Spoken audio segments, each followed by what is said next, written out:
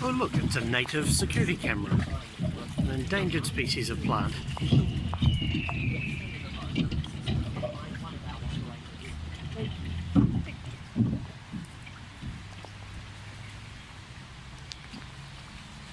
So it's actually good to see that there's some actual wildlife living in all this bush around us.